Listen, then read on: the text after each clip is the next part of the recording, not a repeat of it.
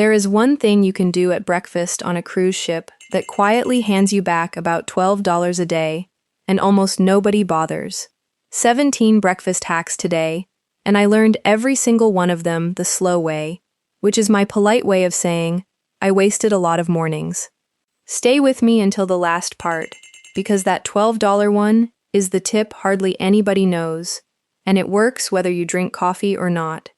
I'm Amanda, and my first cruise was at 38, on a Carnival ship out of Miami. I spent that whole week standing in the same buffet line at the same hour as 3,000 other people, because I honestly did not know I had a choice. 25 sailings later, across Royal Caribbean, Carnival, MSC, Norwegian and Costa, mornings are the calmest part of my day. Here's how that happened.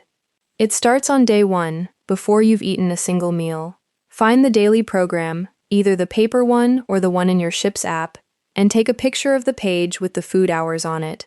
Not because you can't find it again, but because those hours change every single day of the cruise. Breakfast on a sea day might run until 11. On a port day, the same buffet could shut at 9:30. On MSC, the buffet stays open longer than almost anybody's. On Costa, it closes firmly between meals and does not reopen for you. One photo on your phone, and you never again walk up 2 decks to a closed room. I did that walk 3 times my first week. Now, before the buffet even opens, the coffee is already out. On most ships, there's a coffee and pastry station running by 6 in the morning, sometimes earlier, usually near the pool deck or a lounge, and it's included. If you're the kind of person who wakes up at 5:30 at home and can't stop on vacation, that first hour is the best hour on the whole ship. Empty deck, warm cup, sunrise over the water, nobody's radio playing. I plan for it now. I set an alarm on purpose, on my vacation, which 20-year-old me would find appalling. Now, I can already hear a few of you thinking, Amanda, that's a lot of hours and little exceptions to keep straight before I've even had a coffee.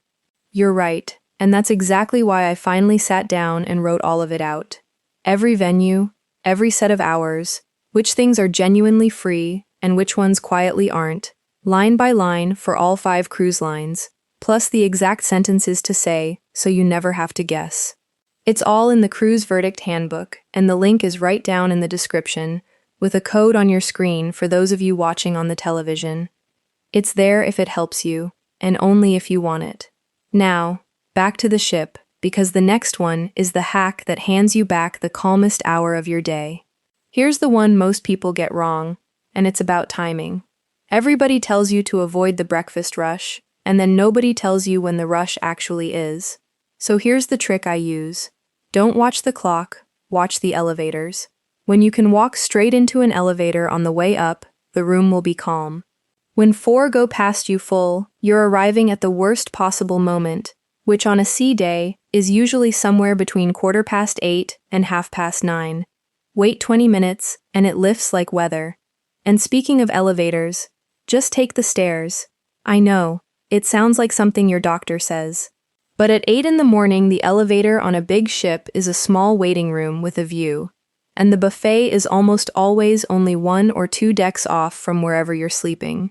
On my last Royal Caribbean sailing, I timed it once, out of stubbornness.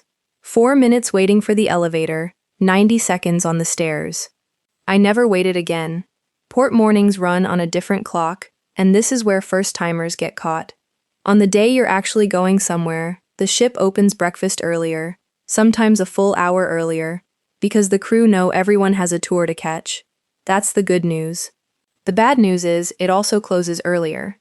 So on port days, I get up before I want to, eat properly, and I mean properly, because that little town you're walking into may not have anywhere to sit down for 2 hours, and whatever it does have will cost $8 or $9 for a coffee and a pastry. This next one saved me more than that, over and over. Before you leave the ship, fill your water bottle. Water is free at the drink station, all day, every day, and a bottle of water bought in a port shop or from a ship bar will run you $3 or $4 a pop. 2 people, a hot day ashore, and that's real money by the end of the week. One small piece of etiquette that took me embarrassingly long to learn. Don't put your bottle right under the dispenser spout. Fill a glass and pour it in. It's a hygiene rule, and the crew will gently ask you to do it anyway, so save yourself the correction.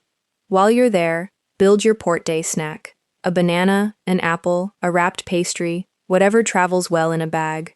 On most lines, this is completely normal, and nobody blinks. I will be honest with you though, because this varies. Costa now charges if you carry trays of buffet food back to your cabin, so read the little signs on your particular ship, and take a napkin, not a plate. Now here's something for anybody who finds the dining room intimidating. If you'd rather sit down and be served in the morning, and the wait at the door looks long, say 5 words. We're happy to share a table. Suddenly you are not waiting for a table for 2 to open up, you are being walked to a big table with room at it, and you're eating in about 90 seconds.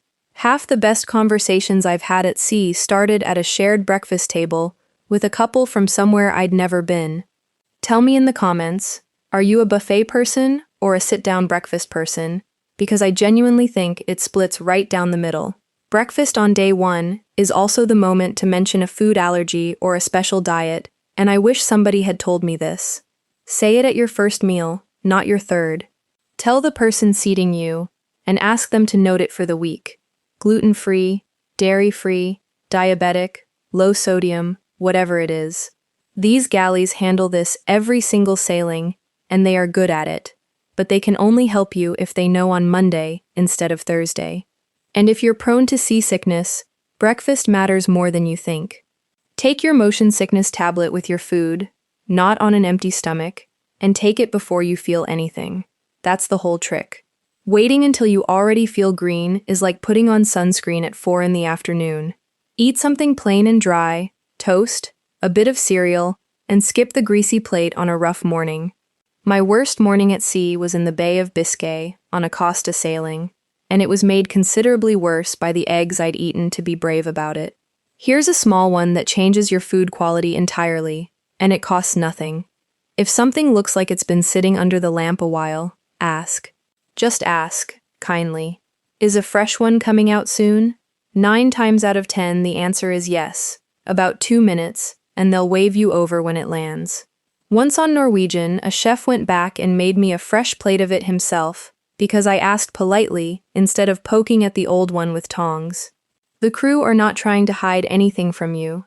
They just can't read your mind about which tray you're eyeing.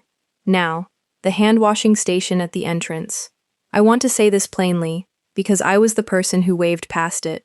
Hand sanitizer is not the same as soap and water on a ship. The bug that goes around cruise ships is not killed by the gel, and that's exactly why the crew stand there with a smile saying washy-washy until you feel like a school child.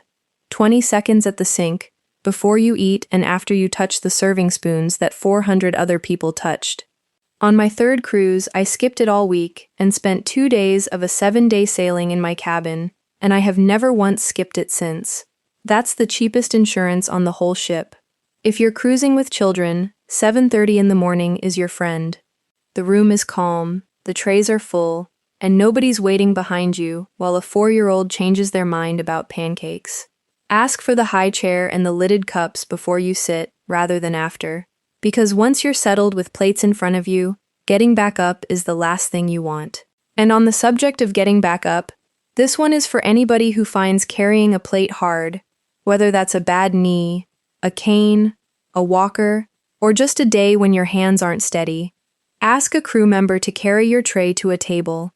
They will do it happily and immediately, and they do it dozens of times a morning. There is no shame in it whatsoever.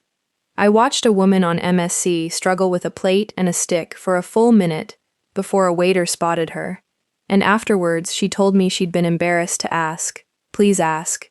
It's part of their job and they're glad to do it. Here's a clever one nobody thinks of. Breakfast is the best time on the entire ship to do your errands.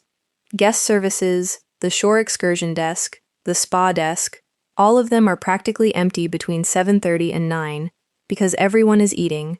That line that was 40 people deep at 4 in the afternoon on embarkation day is now 2 people. Eat, then walk down and sort out your billing question in 3 minutes. Which brings me to the one I promised you at the start, the $12 one. If you bought a drink package, breakfast is where most people forget they own it. That fresh squeezed orange juice, the specialty coffee, the cappuccino, the smoothie, on most lines and most package tiers, all of that is already covered by the package you paid for, and every single morning people walk right past it and pour dispenser juice instead. 2 specialty coffees and a fresh juice is easily $12 to $15 a day at menu price. Over a 7-night cruise, for 2 people, that is well over $100 of a package you already bought, claimed at a meal you were attending anyway. It is the single fastest way to move a drink package toward being worth it. Now, I have to be straight with you, because this varies by line and by tier. Some cheaper packages exclude branded coffee. Look at your package details, or ask the barista before you order. And if it's not included, ask about a coffee punch card instead, because on several ships you can buy a card for around $30 that covers 15 drinks, which is roughly $2 a cup instead of $5. And the last hack, which is the one I learned the hard way, and the most recent, honestly. Plan your final breakfast the night before. On disembarkation morning, the ship is emptying, the buffet opens early and closes hard, often by 8:30. The dining room shuts even sooner, and room service usually isn't running at all.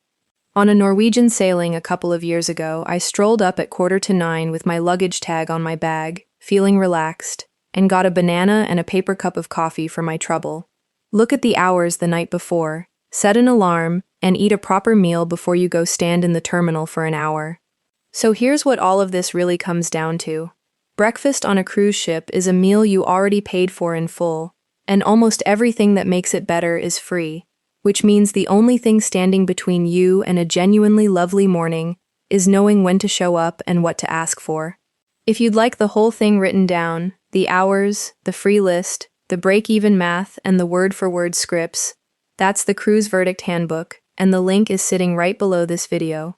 Subscribe if you'd like more of these, because every one of them puts a little more of your own money back in your pocket. Until next time, this is Amanda, and I wish you calm seas and quiet mornings.